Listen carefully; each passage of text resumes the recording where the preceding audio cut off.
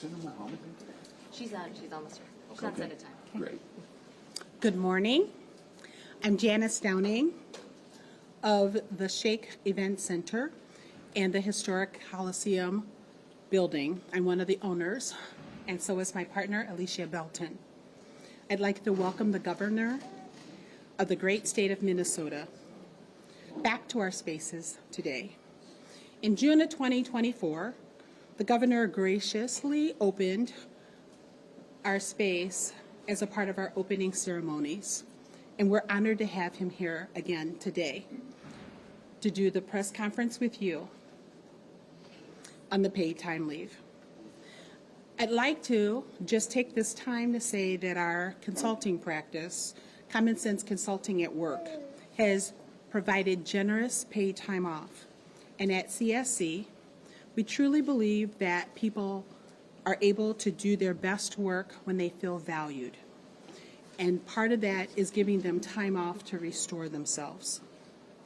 We truly know that that's the right thing because our clients tell us that we give and provide the highest level of service. And that's why we're intentionally supportive of the Paid Time Leave Act that was written by my friend Cedric Frazier and recently passed. And with that, I turn this over to the governor to make his comments. Thank you so much. Oh, you're welcome. You're the best. Absolutely. Well, good morning, everyone. Thank you for joining us here as again at the historic Coliseum in Longfellow. Janice, thank you, and to Alicia, congratulations. We're proud of this. It's a space. It's community space. It's incubator. It's all those things.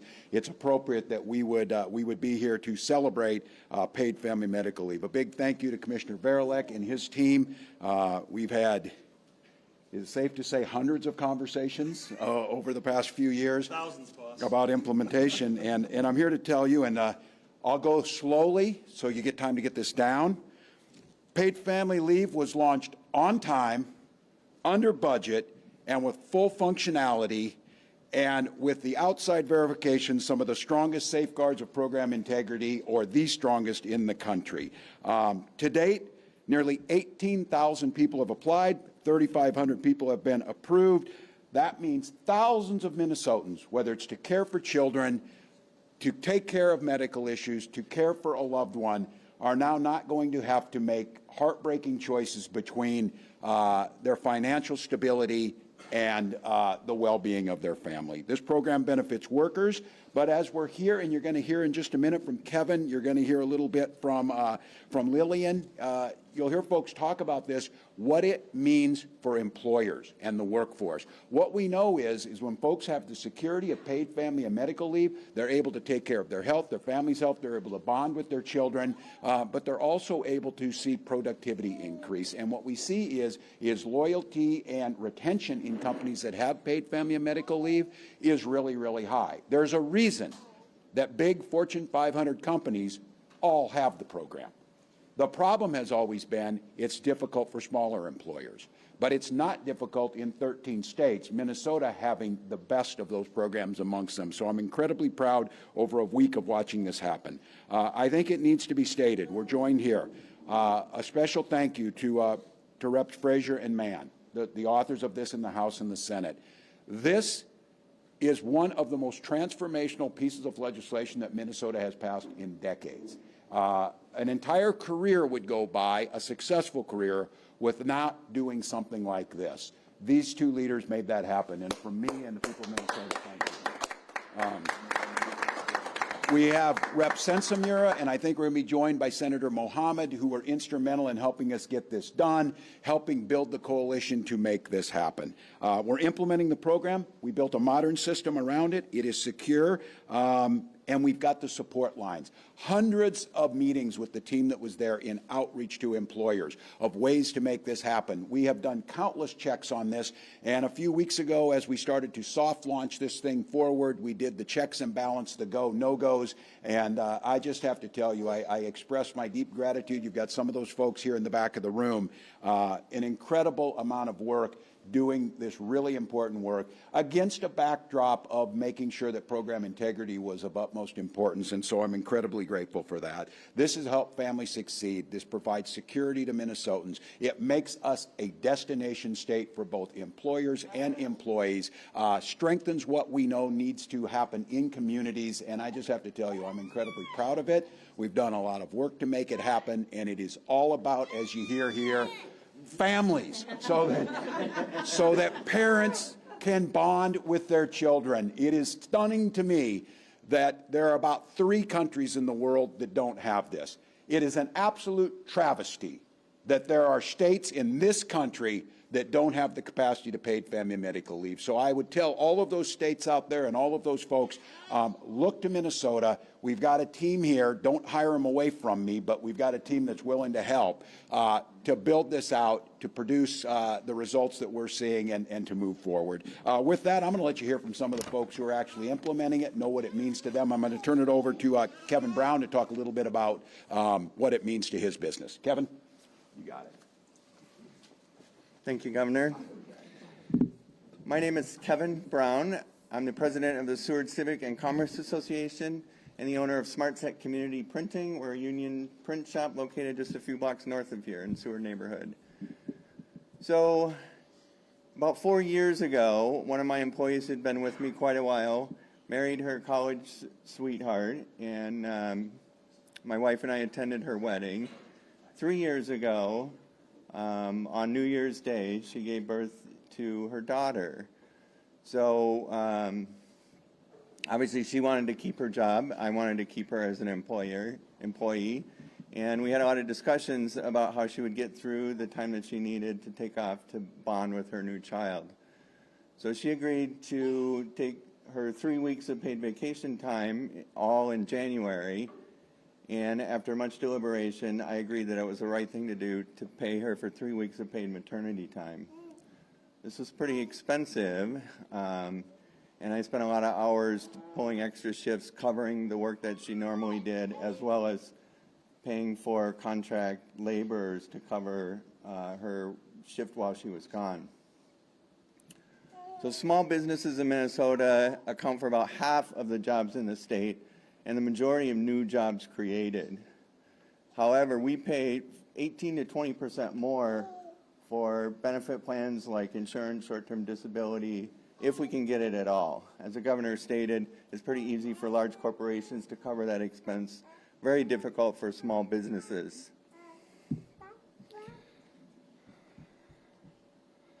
So one of the things that paid family medical leave does is really level the playing field between small businesses and large businesses.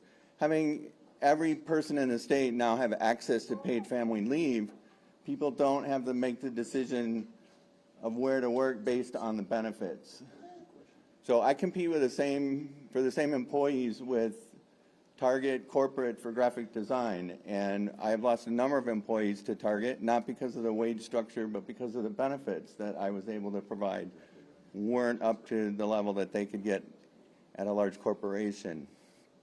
So this is important to support small businesses in the state of Minnesota, and we're very appreciative. So we just recently figured out what our taxes would be to cover this program based on our first upcoming payroll with the paid family medical leave tax. And it turns out for our staff of 5, it's about $40 per payroll, or about $80 per month. So that's about $1,000 a year in additional tax. However, when I had to pay my staff person for 3 weeks paid maternity time, that was over $2,500, and thousands more in wages for contract workers to cover her shift. So in addition to providing a level playing field, this is saving small businesses money in the long run. $1,000 a year is way less than the average cost of hiring and onboarding and training a new employee. And in my case, far less, because we have a highly specialized technical business. In addition, there are small business grants available through this program to cover the cost of hiring replacement workers.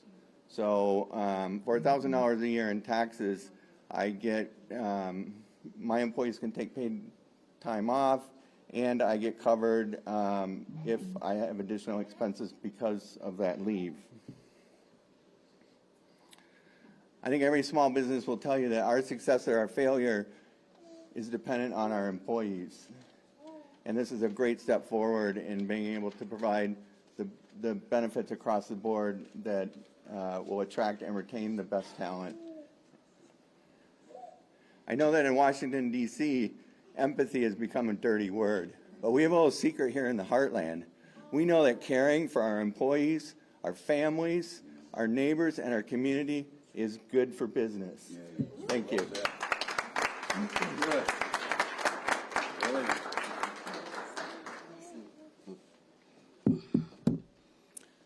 Hello, my name is Lillian Anderson, and I am the owner of Extensions Hair and Wigs. It's located right in this building at the corner. I am so emotional and so happy, I don't even know where to start. I'm originated from Cameroon, West Africa. I've been here. After 30 years, I stopped counting, so don't ask me how long. But Minnesota has been one of the places that like we will say, my little village. I knew this was the right state when I relocated to United States. And this Minnesota Pay Leave program that just came up, I would really like to thank the governor and the legislation that came up with this bill. I wish that it would have happened during the time that I had an ill mother. I was able to take care of her. She was going through, diagnosed with ovarian cancer, and I had to take care of her for 7 years, and she passed. And running a business and being able to take care of your loved one was really, really difficult.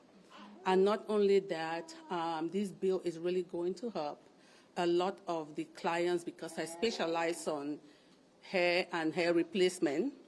I serve a lot of customers that are going through alopecia, hair loss, or cancer treatment. And I have a lot of them that just being listening to them and what they go through emotionally during the time of, when we sit and talk. And some of them are really, really being in the corporate world where they work, they ended up losing their job because they did not have enough time to really fight the disease.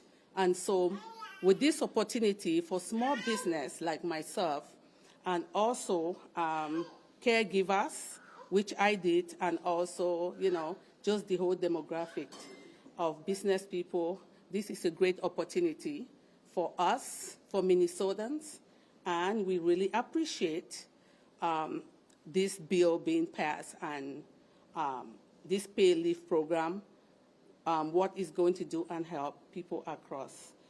And also I really am so happy because it's going to help a lot of the customers that I've served that have not been able to have some time off during the time of stress or just what they've been going through. This is really going to help them at least being able to manage whatever,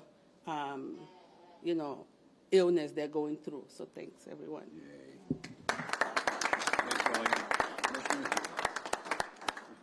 Morning, everybody. My name is Matt Verlek, and I have the honor of serving as the Governor's Commissioner of the Department of Employment and Economic Development. It's wonderful to be in this building, which is a deed grantee under the Main Street Revitalization Program, and so wonderful to see how this place has blossomed. And thank you so much for having us here today. Thanks to all the speakers for sharing those powerful stories. I walked in the door today with a lot of pride in this program, pride on behalf of our team, some of whom are here and who have stood this up, knowing some of the great stories that this program will facilitate, some of the caring moments that will be possible. And now we've heard even more of them, and I feel even more pride. And what you hear today emphasizes maybe a little bit different aspect of the program. We have talked so much about the wonderful impacts for this program on workers, and as we say, giving Minnesotans time for the moments that matter, without having to sacrifice their financial security. And you've heard today also how good this is for businesses, and small businesses in particular, because of that opportunity to retain employees that you might otherwise lose, because of the opportunity to save money. Kevin, thank you so much for sharing that story. So obviously a great impact of this program. We've taken the 2.5 years that we had since our great legislative champions helped to make this a reality, and used all of that time to stand up the program with lots of features that you've heard talked about already. The governor directed us to make sure this was accessible and simple for consumers to use, for potential leave takers to go onto a simple website and platform that they could access. We wanted to make it also, per the governor's direction, transparent for businesses and efficient for businesses, eliminating redundancies, et cetera, that might have otherwise slowed things down. And then finally, to emphasize building in integrity features to ensure at multiple layers that those who would try to abuse the program will be thwarted, that will be prevented, and will ensure that all the dollars going into the program are used for the purposes which they were intended. So, having done a beta launch back in November, having then done a soft launch in December, also at a business, Martha's Deli, fantastic deli, great homemade bread there, and then launched the program in full days ahead of time. We feel great about how we used that time, and most important of all, there are now parents with beautiful babies like that one who are spending extra time with those children and otherwise taking part in approved leaves in ways that will ripple beneficially across generations. Major impact. So at this point, I am meant to give back the podium to the governor, who I think is going to invite our legislators to speak. If I could just take a moment of personal privilege, given that the governor made some news yesterday, I want to emphasize that we talk about public service, and it's a term that rolls off the tongue, and maybe we don't think about what it means. The governor, you know from his biography, has embodied public service as a teacher and as a coach and as a soldier and as a member of Congress and now as our chief executive in this state. All of those jobs are of the sort that don't necessarily lead to personal enrichment, but they do allow you to enrich the lives of the people whose lives your work touches if you do the job well.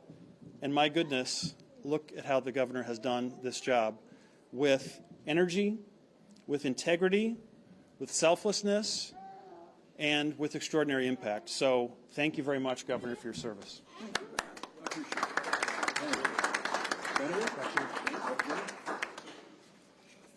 Good morning, everyone. Elise Mann from Senate District 50. We're so excited that this program is rolling out so that families have the opportunity to take care of themselves and others. And I just want to touch upon the why. Why did we work over a decade on this bill? Why did we work across the entire state on making this the best program possible?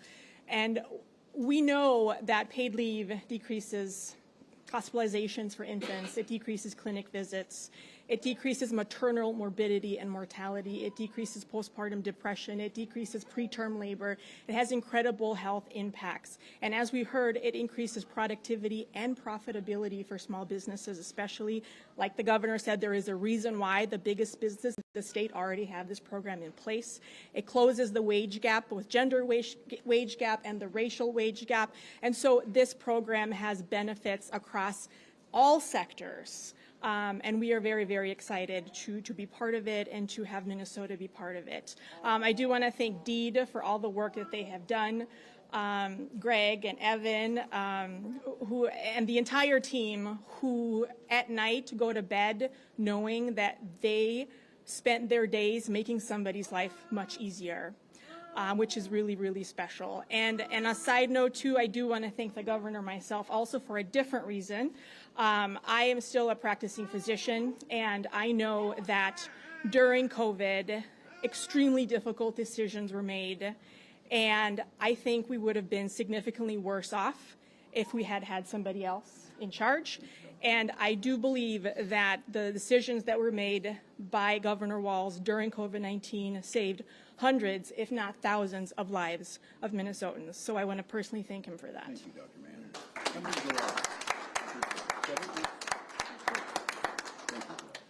Good morning, everybody.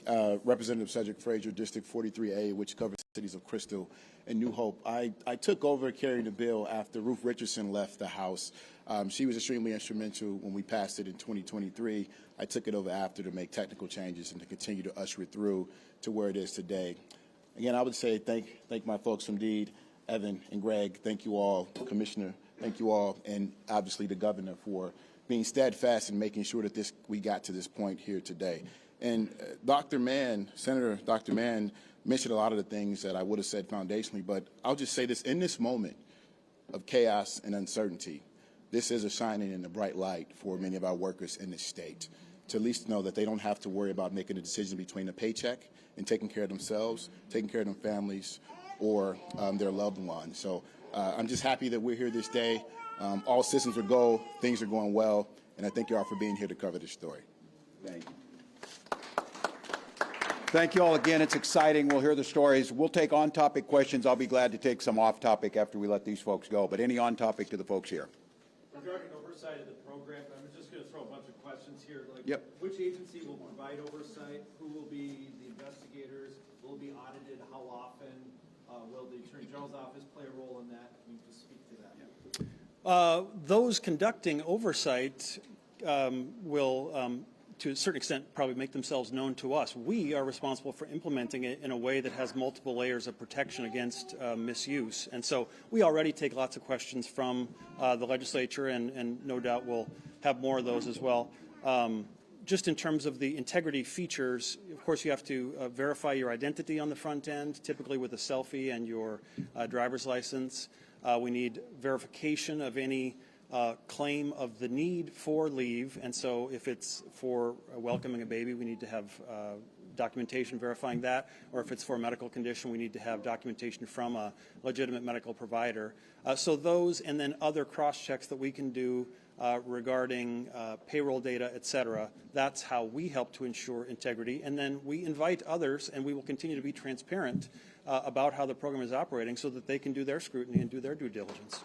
Governor, what about people who are concerned about fraud and trusting in another state government program? Broadly, what words would you have about people's uncertainty? Look, we'll put these things in. We've known this has been out there, and I think you heard Commissioner Verlick say that. DEED runs the unemployment insurance, too. We know that those programs are out there. I don't think that got reported, but there was an analysis done on the states across the country, unemployment insurance. I think Iowa and Minnesota were 1 and 2 and the most secure. So there's a lot of safeguards in place, and we'll continue to deliver that. And I said, I told you yesterday, and I'll continue to say it, I will be there to make sure. Tim O'Malley and our team over there on program integrity, BCA, we have more tools that will continue to do this. The buck stops with me on this, and that is absolutely true, but I want to be very clear on this too. If the buck stops with me on when there's problems, the buck stops with me on successes. Not a single Republican supported this. So every Minnesotan from here on forward, whoever uses this program, there is no bit of thanks that would go to the Republican legislators who did all they could to stop this. So I will take full responsibility. We have safeguards in place. We'll do that. But I think the report on this is, as you hear in the stories here, I'll take some credit for that because we put this program in place. We got it done. We implemented it. We did the work for 2.5 years, and lots of things work. Your highways get plowed. I'll take credit for that, too. The Republicans voted against my budget bill that did the work with that. Our schools have the money to pay their teachers. I'll take credit for that, too. The issue here is focusing on this, and they have every right to do so. The positive story of this is parents with their children. The Republicans' goal is to have none of those programs. And I can guarantee you one way to ensure there's no fraud, just don't do the program. Just don't do the program. And then you will look like states who rank at the bottom in every single initiative. So we have a responsibility to continue to do better on this, but I'm going to take credit when we're ranked at the top on almost every single category because of these programs. So we all know what's at stake here. This team knows that, and we said it. They took that responsibility to do it, and I will encourage them and encourage our folks that are out there on program integrity, do everything possible. If you attempt to try and collect paid family and medical leave illegally, you will be prosecuted and you will be jailed. It's as simple as that. So do I think people will try and do that? Certainly, I think people will try and do that. They're not going to get away with it, but they'll do that. Commissioner, for the roughly 3,000 people who are already on leave, when did the payments start? This Friday, or is there a little bit of a lag? I think within days is that right? 12th. 12th.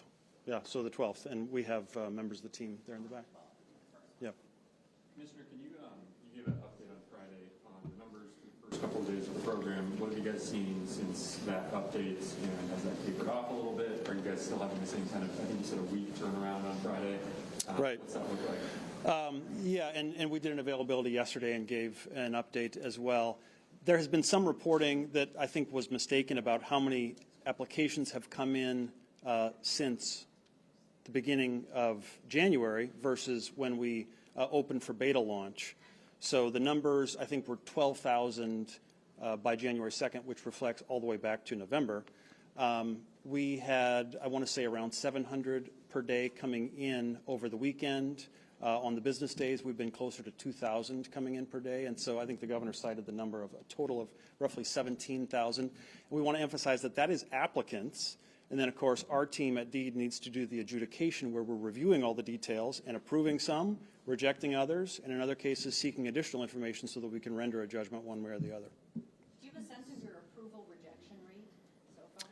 I don't know how much we've reflected there. I'd have to get back to you on the details on that one, yeah. Since fraud has become such a topic of conversation, is there any last-minute security measures you all put in place on this program you can speak upon? I would say not last minute in the sense that we have known from the beginning how important it is to ensure high integrity in this program. And as the governor referenced, we do run unemployment insurance and have been able to take lessons from how we ensure a high level of integrity in that program. And we rank very highly.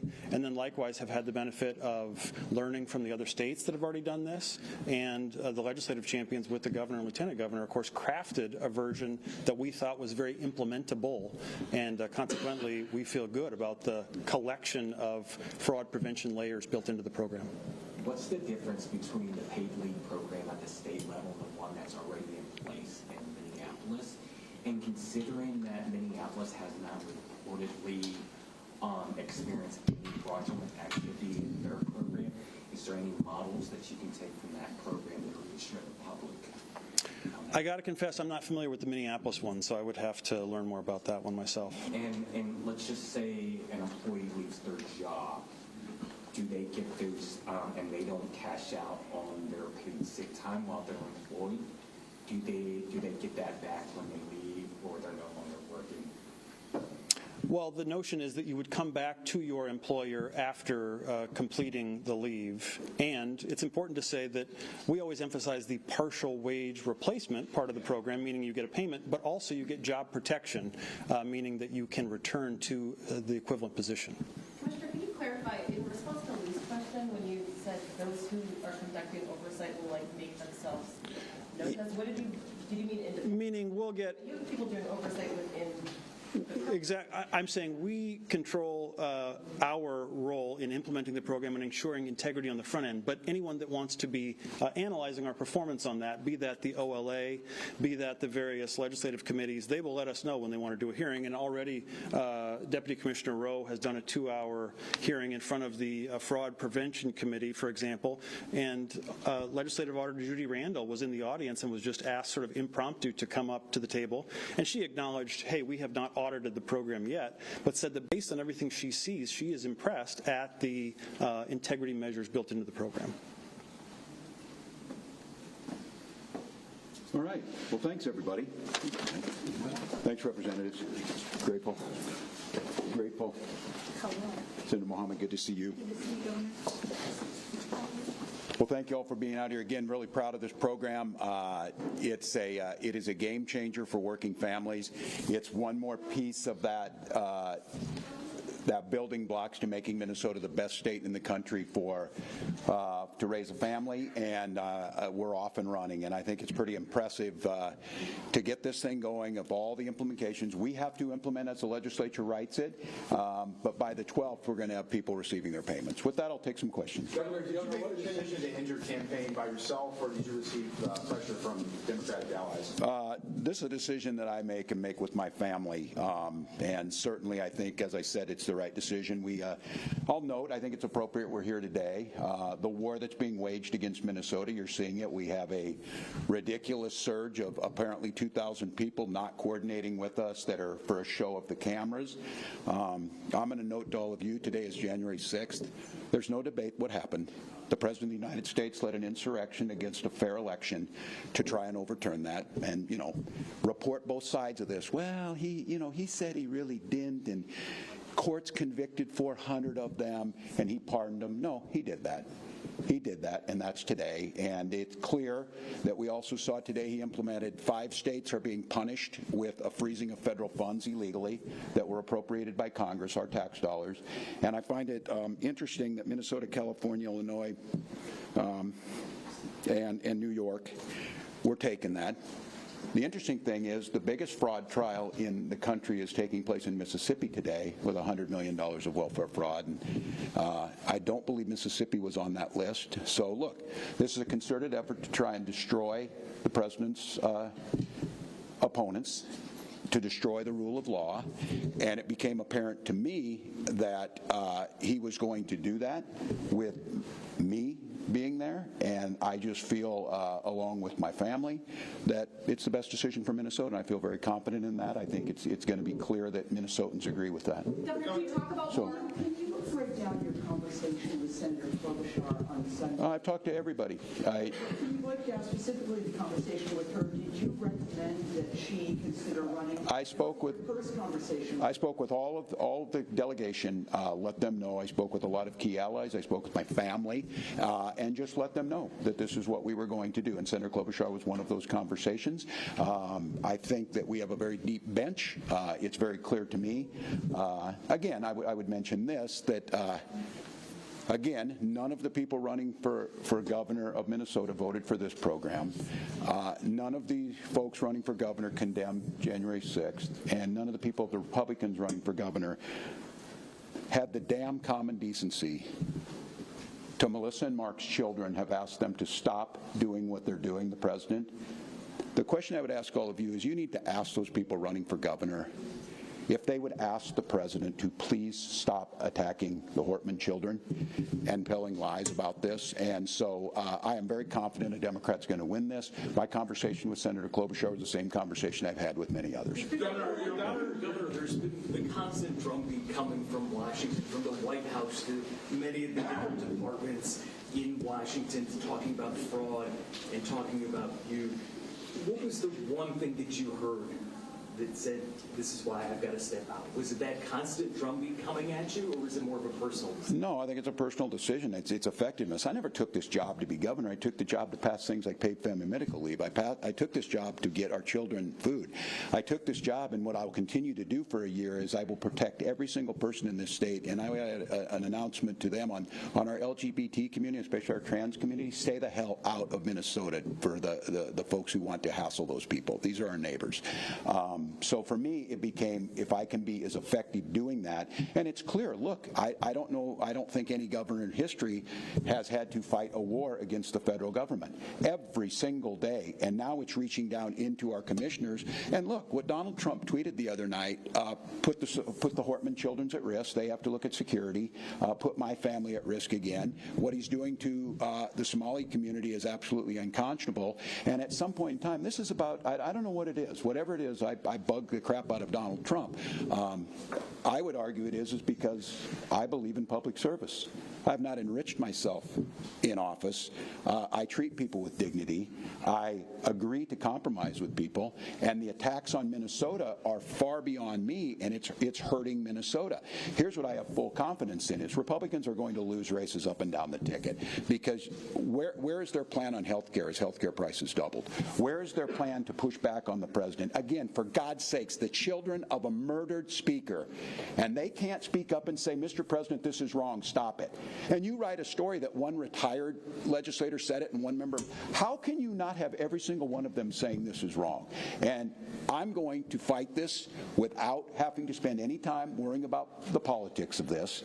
I'm going to fight it making sure that Minnesotans are cared for. I'm going to fight it by doing the respect that we should have for rule of law. So I just think all of you see this, it is just going to be relentless. Why 2,000 folks? What are they coming? Do they want to coordinate with us? You saw a U.S. attorney stand up, which would have been let go by any other administration, speculating about things with no factual information. That's defamation. That's coming from the U.S. attorney. We are under assault like no other time in our state's history because of a petty, vile administration that doesn't care about the well-being of Minnesotans. My job is to protect the well-being of Minnesotans. So the good news on this is Republicans are sure they're going to lose the governor's race dramatically.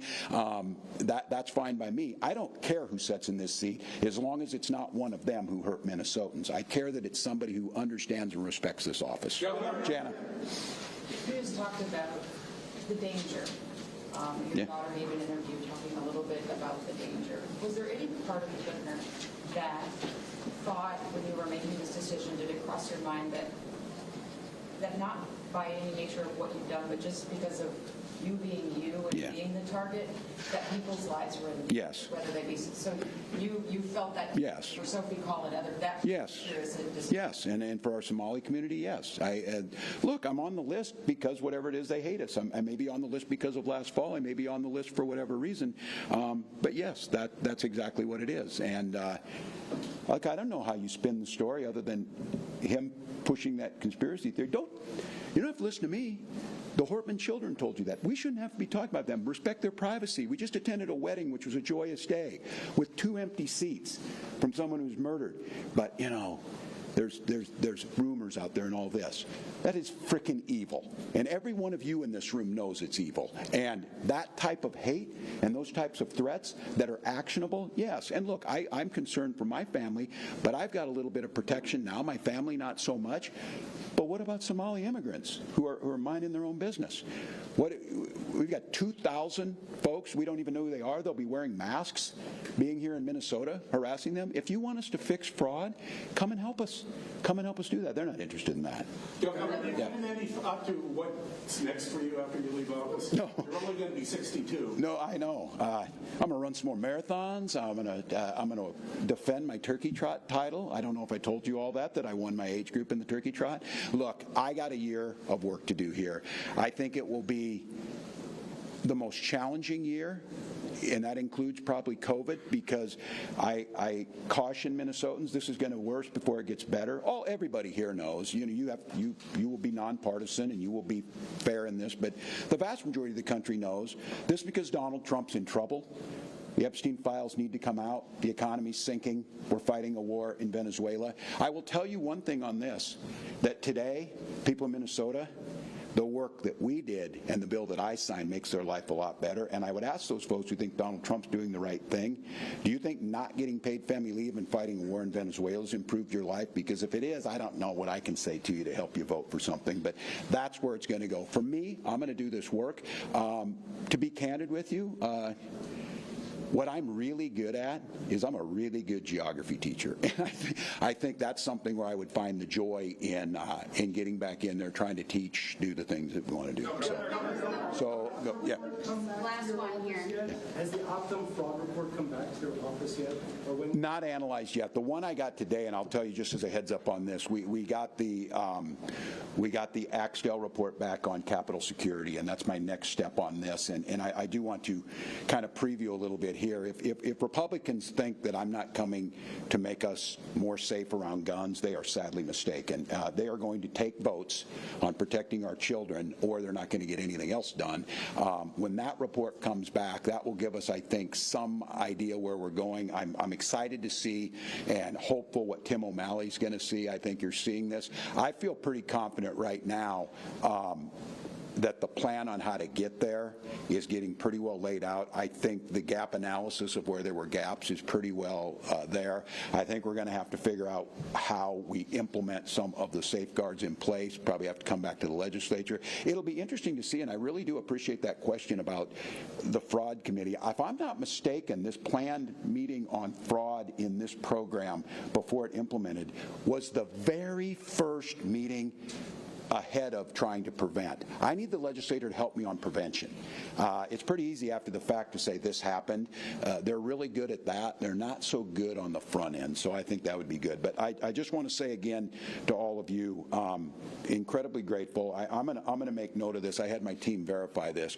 I've stood in front of the press more than any governor in Minnesota history and taken more questions from the press in Minnesota history. My team has provided more data under the Data Practices Act than any governor in history. And I'm going to preview for you now and I would ask all of you for the help on this. It seems absolutely outrageous and a gap to me. The only people who aren't subject in state government to data practices are the legislature. And we've had a pedophile in the state Senate that we got no information about. We have credible accusations of one Republican representative against another Republican representative that they committed fraud. We have a requirement that the House run an audit, which they did not do. You are the gatekeepers on this. Demand that there's data practices, and if they have emails showing that I have committed fraud, you should get those. Why aren't they putting them out there? Why aren't they turning them over to prosecutors? And right now, they are hiding behind a veil of innuendo. They're protecting the biggest fraudster in the White House. They are unwilling to acknowledge that January 6th was an insurrection. They are unwilling to stand with Melissa Hortman's children. And I want to tell you this, for those legislators who went and shed crocodile tears at her funeral, shame on you. Shame on you. Her children are asking you to do one thing in her name. It's to tell the president to stop doing this. That shouldn't be that difficult. So look, for Republicans here, I have more energy than I've ever had. I am committed to this state more than I've ever been. I love this state with every fiber of my being. I believe we are the best state. Have I been perfect in this? God dang no. I wasn't perfect as a teacher. I wasn't perfect as a coach. I wasn't perfect as a soldier, but I was pretty damn good at all those things. And I am committed to getting this right. And I will tell you what, if they think now, I mean, game's over for them now. It was all me, I was the bad guy or whatever. Well, put up or shut up now and tell us what you're going to do to make this state better. Answer these tough questions, quit hiding behind this, and expect for the next 11 months for me to ride you like you've never been ridden, to make sure that you're doing your job. I'm asking for your help. We need data practices with the legislature right now. You need to expect to get every one of my emails just like you have when you ask for them. Every one of my commissioners, you should be able to ask for those, which you can do, and we need to do that. Here's the thing that I'm going to ask all of you is, Republicans want to tear this state down. Republicans want to tell you it's too dangerous to walk down the streets. Republicans want to tell you there's nothing good comes out of Minneapolis-St. Paul. Republicans want to tell you everybody with brown skin is stealing money or that they're not welcome here. They want to do nothing to improve this state. Their idea of improving this state is being a parrot for Donald Trump, agreeing to everything that he agreed with. Well, here's what I'm going to tell you. It ain't happening. I'm not going anywhere. And you can make all your requests for me to resign over my dead body. Will that happen? I will fight this thing till the very end to make this state better. And the question that I think they need to decide is when did the guy in the White House resign? When does he take accountability for what he did? Because it isn't going to happen here in terms of us shying away from making the state better. So you'll get to see me more. The good news is on this is that I got no election to look forward to. I've been in front of you. I'll call on who I want to call on, and I'll watch what the press gets written, and we'll make sure that in this state there's full accountability for everybody, because buck stops with me. I'm accountable for this, and because of that accountability, I'm not running for office again. But I have a year to continue to improve on a record that I think will stand up against anybody's, a record that has made Minnesota better, a record that makes people want to come here, and a record that has respected not only the dignity of people, but the idea of rule of law and camaraderie.